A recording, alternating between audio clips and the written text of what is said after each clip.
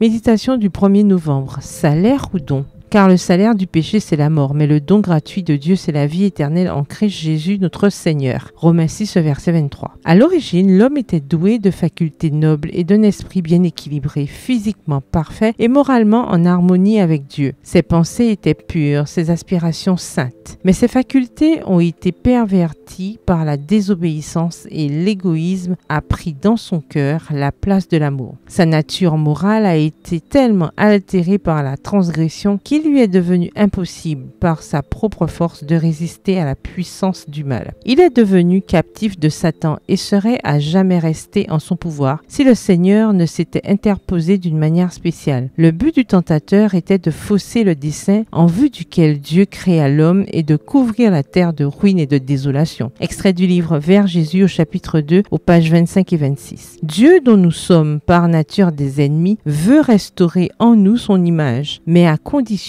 que nous lui donnions notre cœur sans partage. Voici comment le Saint-Esprit décrit notre condition. Vous étiez morts par vos offenses et par vos péchés. La terre entière est malade et tout le cœur est souffrant. Rien n'est en bon état. Nous sommes retenus par les pièges de Satan et soumis à sa volonté. Éphésiens 2, le verset 1, Ésaïe 1, les versets 5 et 6, 2 Timothée 2, le verset 26. Dieu désire nous guérir et nous rendre la liberté. Mais comme cela nécessite une transformation complète de notre nature, il faut que nous nous abandonnions entièrement à lui. La guerre contre le moi est la plus grande qui ait jamais été livrée. L'abandon de soi-même, la soumission entière à la volonté de Dieu ne s'obtient pas sans combat, mais cette soumission est nécessaire à notre transformation et à notre sanctification. Le Créateur ne violente pas la volonté de ses créatures. Il ne peut accepter un hommage qui n'est pas volontaire et qui ne lui est pas donné intelligemment et de bon cœur. Une soumission forcée empêcherait tout vrai développement intellectuel et moral. Elle abaisserait l'homme à l'état d'automate. Tel n'est pas le dessein du Créateur. Il désire que l'homme, couronnement de sa puissance créatrice, atteigne le plus haut degré de développement. Il place devant nous la félicité à laquelle il veut que nous parvenions par sa grâce. Désireux d'accomplir sa volonté en nous, il nous invite à nous donner à lui. À nous de décider si nous voulons être affranchis de l'esclavage du péché et participer à la glorieuse liberté des enfants de Dieu. Extrait du livre Vers Jésus au chapitre 5 aux pages 65 à 67. Bonne soirée et que l'Éternel vous bénisse.